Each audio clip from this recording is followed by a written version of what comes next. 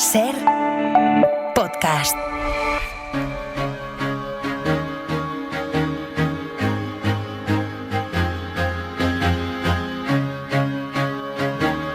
La Casa Azul, con Ana Valtierra.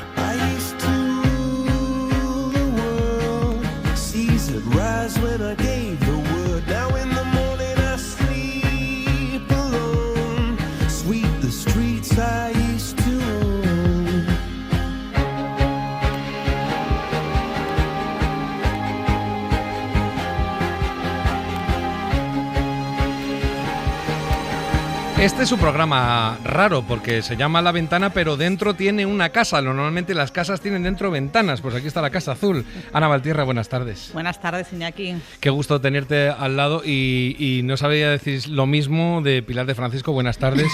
Buenas tardes. Que es más bien que risa, o sea, porque ya empieza riéndose y no sabemos nunca por dónde va a aparecer, porque luego ella también va a tener su parte, como siempre, su nostalgia millennial y otras cosas más que trae siempre con su inseparable Sonia Mangas, pero eso será después. Lo que pasa es que le gusta venir a vigilar lo que hace su amiga Ana Valtierra, por si acaso dice alguna locura de todas estas que ella cuenta sobre el arte y la historia, que hoy tiene, bueno, pues su gracia como siempre, pero en el sentido histórico y artístico. Ahí vamos, efectivamente, Pilar siempre es bienvenida a esta casa. Por supuestísimo, tú eres el súper anfitrión. Hombre, claro, el que paga además. Hombre, efectivamente. El director de orquesta, que te lo he dicho alguna vez. Sí, es el verdad, director de orquesta. Ya quisiera. Y además, hoy, que vamos a hablar de música, está muy bien dicho. Además, hoy he pensado en Pilar, porque, bueno, yo no sé si nuestros oyentes, claro, se acuerdan que la semana pasada hablábamos de este do it yourself, el hazlo tú mismo, ¿no? ¿Te acuerdas de la tendencia viral? Sí. ¿Te acuerdas del crochet, que es el tejido, que si todas estas cosas, semana pasada, acuérdate. La cerámica. La cerámica. Bueno, allá por julio, ¿os acordáis? ¿Os acordáis? Qué locura, ¿no? Aquel desloco con Marta del Vado. Sí. Pues yo he decidido venir fuerte hoy y lanzar un órdago a este movimiento, al hazlo tú mismo, porque es que hace tan solo unos días salía publicada una noticia que es que, de verdad, Iñaki, me ha parecido pura fantasía. Me das miedo, pero creo Te doy miedo, creo que algo me contó Pilar. Te contó, os la cuento. La noticia decía así: un hombre ha sido condenado en Italia tras construir con sus propias manos, especifica la noticia, un falso anfiteatro romano y cobrar entrada a los turistas. Un tío grande, coño, ¿Qué os parece? Eso es saber hacer negocios. Pero sabéis lo que es un anfiteatro, ¿no? Sí. O sea, eso es el Coliseo, un anfiteatro. Es como los castillos de arena, pero más grande, ¿no? Un poco más complicado. Sí. Ahí es donde se hacían las luchas de gladiadores, las luchas con fieras, se rellenaba de agua, se hacían naumaquias, o sea, eso era. Pero lo hizo así bien, o sea, creíble, ¿o qué? Pues parece ser que sí, que no escatimó en detalles, porque usó piedras envejecidas artificialmente. Se puede buscar en Google, que se ve el teatro. Si tú te dedicas a esto, sí que es verdad que le ves. Hombre, yo le hacía algunas correcciones, el graderío a lo mejor, ¿no? Pero bueno, ya empezamos. Pues yo ya sabes que como pijotera, sí.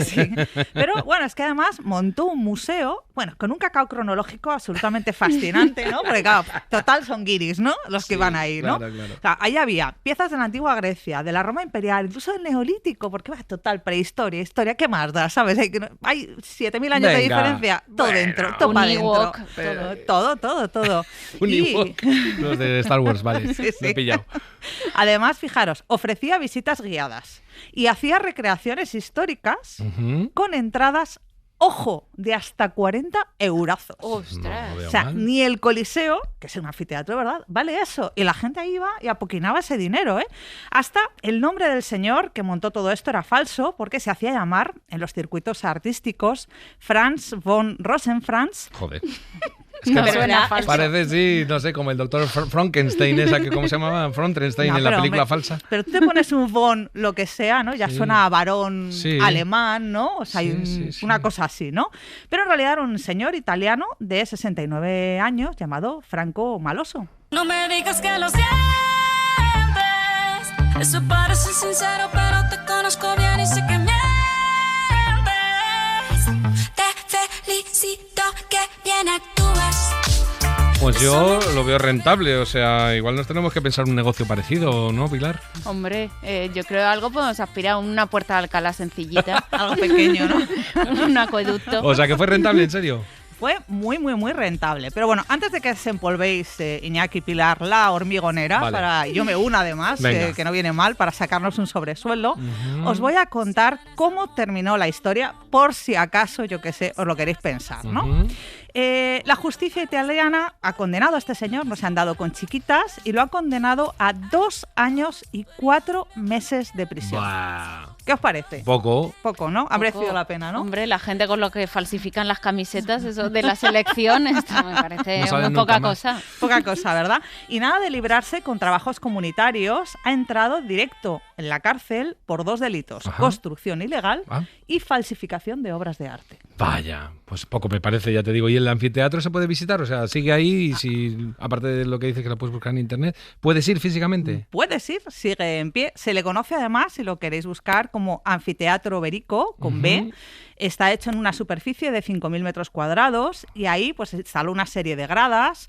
También son falsas las columnas que se pueden ver allí, hechas con cemento, las estatuas de yeso, un estanque artificial. Que dices, ¿qué hace un estanque artificial en un anfiteatro? No sé, a él le pegaba, quedaba bien y le pareció que bien, ¿no? La sentencia incluye la obligación de demolerlo, efectivamente, y dejar el monte como estaba, pero bueno, allí sigue de momento ese anfiteatro montado. Y es que, bueno, reconstruir artefactos de la antigüedad es algo que se hace con asiduidad en la investigación. Nos da muchos datos sobre cómo eran estos aspectos de la historia antigua o ciertos aspectos de la historia antigua, pero claro, sin engañar. Claro. Esto está feo. Hombre, sabiendo lo que hacemos. Claro, documentado. Lo que pasa es que es menos lucrativo y menos pretencioso, claro.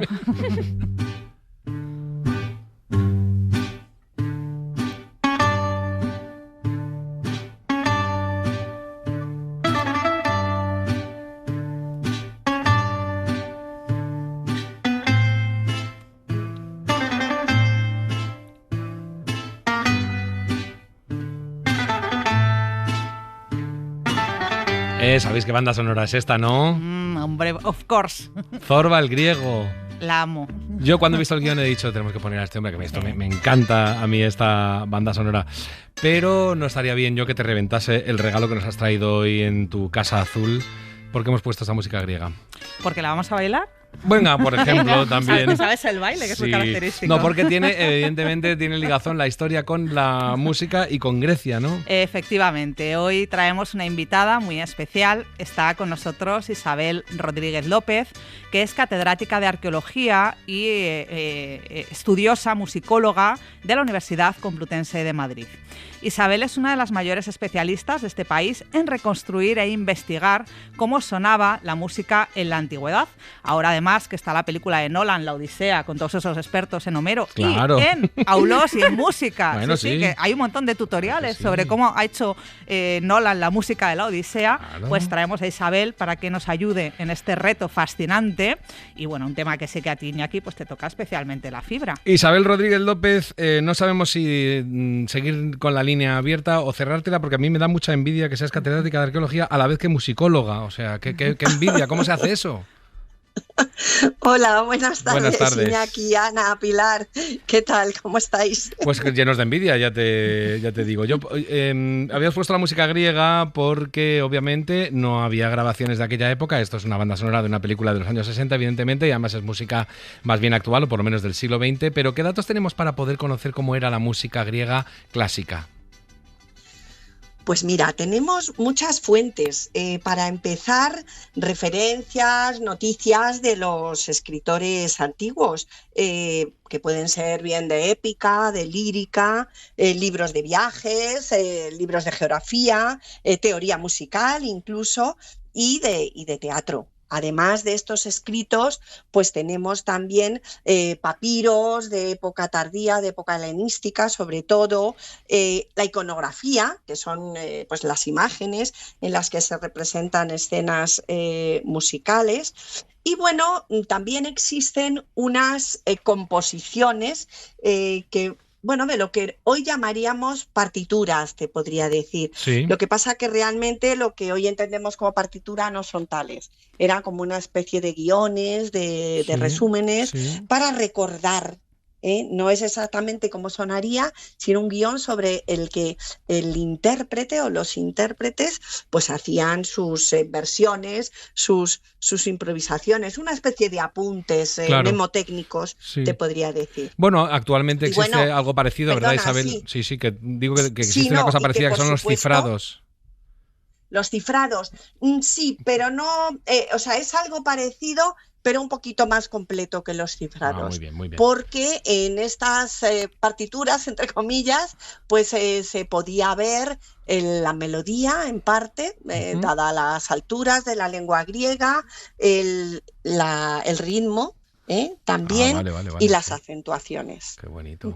Sí, no. Bueno, Pilar y yo ya nos vamos y dejamos a Iñaki y a Isabel que se entiendan ellos. Otro día, se entiendan gracias. entre ellos, efectivamente. Hasta luego, buenas tardes. Adiós, adiós. Venga, haz una pregunta y te ganas el sueldo y ya te puedes ir. Venga, va. Bueno, Isabel, nos gustaría saber, porque además decíamos que ahora estamos a tope con Nolan y con la Odisea y con la música en todas estas reconstrucciones.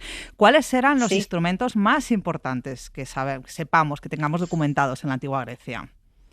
Los instrumentos más importantes en la antigua Grecia eran, sin duda, los de cuerda. ¿Por qué razón? Porque la música y la poesía eran un todo. No se podía entender en un principio, luego esto fue evolucionando, pero en un principio la música y la poesía estaban completamente unidos. Entonces, la poesía se acompaña con instrumentos de cuerda. Todo tiene que ver, además, con una teoría filosófica, la teoría de la influencia de la música en el carácter, lo que los griegos llamaban la teoría del etos.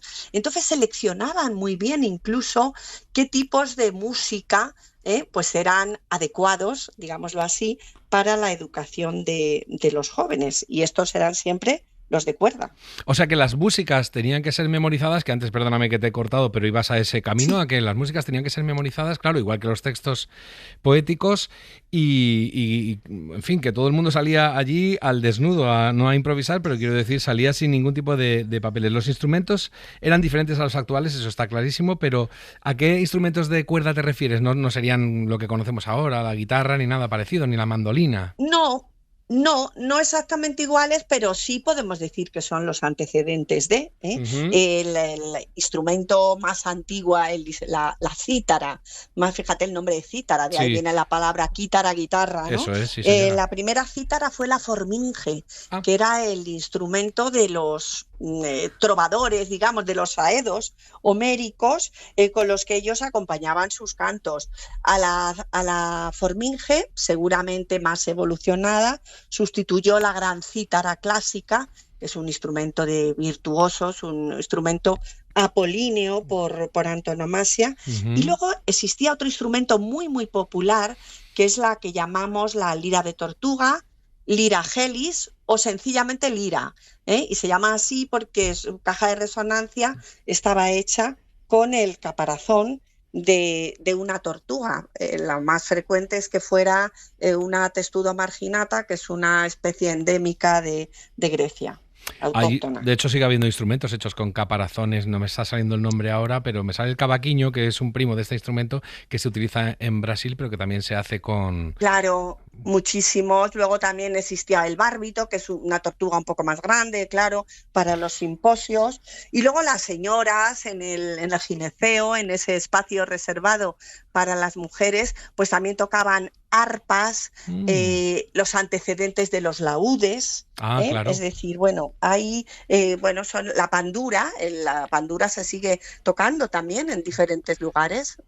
Muchas de esas cosas las reconocéis porque las habéis visto en ilustraciones, en documentos o también en frescos y cosas así, ¿no? Porque veis los instrumentos y luego habéis encontrado algún resto material, ¿no? Digo los arqueólogos, no tú en casa, pero claro, sí los arqueólogos, ¿no? Es muy importante, desde luego, la iconografía, esas escenas musicales de las que te hablaba anteriormente, pero también en los yacimientos arqueológicos se han encontrado restos de instrumentos, algunos instrumentos enteros, pero lo más importante son restos de estas liras. Han aparecido muchísimas, por ejemplo, en las tumbas de jóvenes varones. excepcionalmente alguna tumba femenina, y era una expresión, una alusión pues a la buena educación, a los aspectos sociales, a la convivialidad, es decir, un poco al estatus social de estos jóvenes. Y se conservan, pues ya te digo, los caparazones y luego también los cordófonos y algunas clavijas incluso de afinación. Vamos a escuchar algunos de esos sonidos que a mí me alucina oír hablar, pero ya si escucho las recreaciones de esos instrumentos ya me ensueño.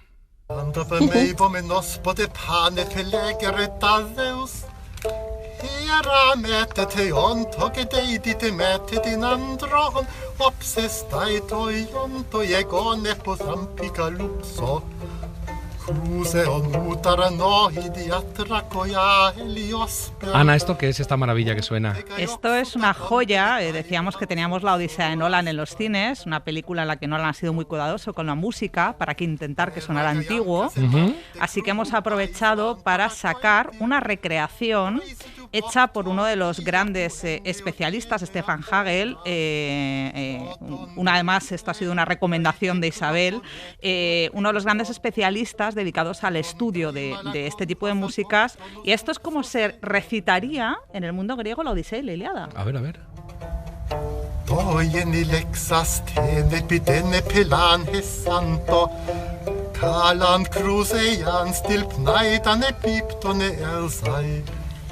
Interesante porque Iñaki respeta la pronunciación, la métrica original y la música, porque todos estos recitos, estas historias, la Odisea, la Ilíada, iban siempre con música. Con música, hemos oído cordófonos, está sonando uno de fondo, pero también había instrumentos de viento, tengo entendido también, ¿no? ¿Había alguno que destacase entre todos ellos? Sí, mira, hay evidentemente varios instrumentos de viento, pero por encima de todos sobresale el aulos. Auló en griego significa tubo y el aulos era un instrumento que podía tener uno o dos tubos, por eso a veces se le llama diaulos. Pero bueno, el nombre genérico es aulos. Estos dos tubos se solían tocar simultáneamente a través del aire que se introducía desde una lengüeta y realmente uno tocaba la melodía y el otro hacía como una especie de bordón. Y bueno, si me permite... De bordón es como un bajo continuo, ¿no? Para entendernos, sí, para que el que no lo sepa, como es como el acompañamiento. Un acompañamiento en grave por debajo. Sí, efectivamente. Y bueno, normalmente este instrumento por convención se ha denominado flauta o doble flauta, pero no tiene nada que ver con la flauta. El instrumento más parecido de la orquesta actual sería un oboe, por la forma de emitir el sonido. Es un instrumento de lengüeta que además requería de muchísima fuerza física, que la mandíbula se tenía que sujetar incluso con una especie de cinta, de tira de cuero, la forbella, para que el sonido saliera de forma más uniforme. Qué interesante. Sí. Además, en las imágenes que conservamos de gente tocando el aulos, se le ven con los mofletes inflados de ese esfuerzo. Como Dizzy Gillespie, el trompetista de jazz. Se ve así como si cogiera aire, y de hecho hay hasta un mito, ¿verdad, Isabel?, que nos explica el cómo nos llegó el aulos, ¿no? El cómo es un instrumento que fue inventado por la diosa, ¿verdad? ¿Cómo es el mito? ¿Cómo por es? Atenea. Sí, pues mira, cuentan diferentes autores desde el siglo V en adelante que Atenea encontró un tubo mientras paseaba por el campo, lo hizo soplar y salió de ahí el primer sonido del aulos, pero al ver su rostro reflejado en un río, el rostro con las mejillas deformadas, pues lo arrojó al río. Esta es la versión más conocida, y luego, pues claro, ahí lo recupera un sátiro frigio, Marsias, que se hace con el instrumento, se hace un virtuoso y lo tiene que pagar muy caro, porque al final pues desafía a Apolo a un combate y acaba pues desollado. Un combate musical. Vivo. O sea que el 10 minutos y el hola ya estaba inventado con los griegos. Esto ocurrían cosas un terribles. agón musical, efectivamente. Me encanta hablar del aulos, pero me gusta más si lo escuchamos.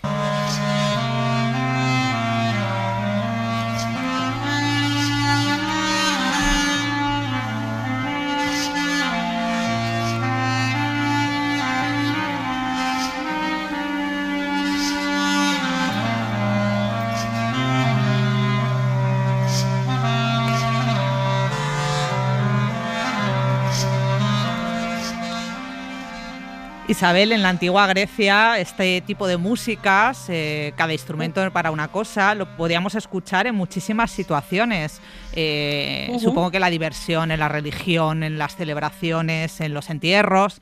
¿En cuáles momentos dirías que es más importante la música en la antigüedad griega?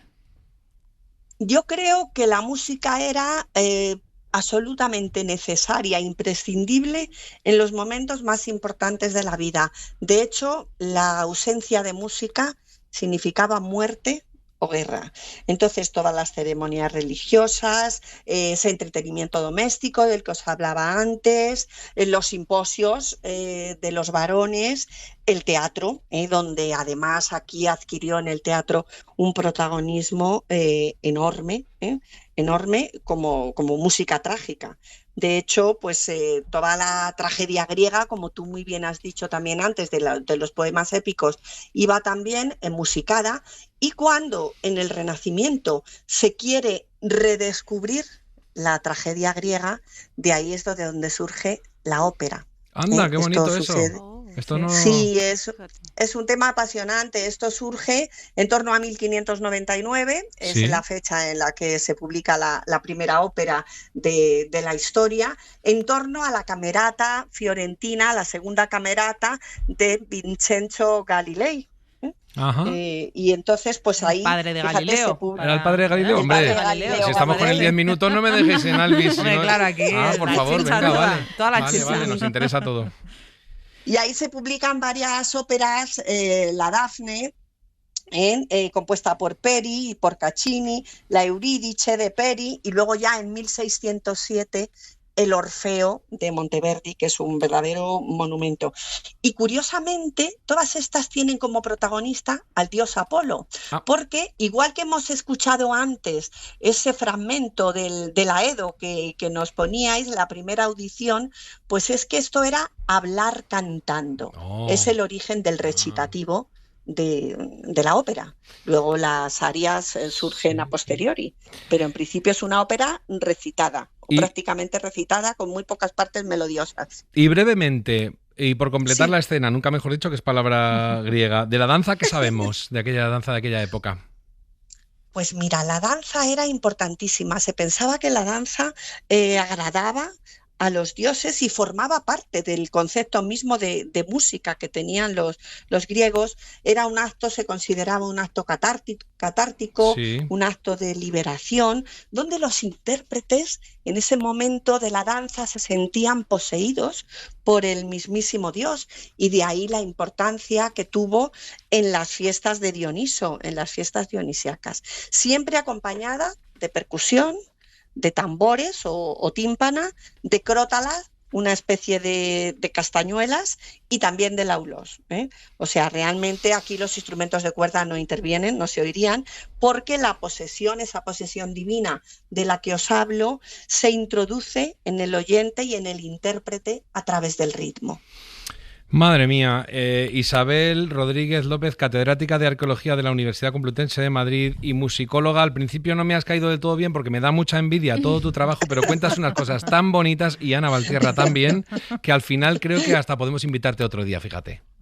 Bueno, pues encantadísima. Muchas gracias por haber estado en La Ventana, en esta Casa Azul. No se va todavía Ana Valtierra, porque tiene que comerse la segunda parte de Zorba el Griego, que esta es la buena, la divertida, la rápida, es la que bailábamos, y es la que da paso a lo que viene después. No te vayas, por favor, porque hay que hacer un poquito de clac aquí y un poquito de fiesta, porque ya viene la nostalgia millennial y otros juguetes que se trae Pilar de Francisco con Sonia Mangas. Enseguida volvemos. Para no perderte ningún episodio, síguenos en la aplicación o la web de la SER, Podium Podcast o tu plataforma de audio favorita.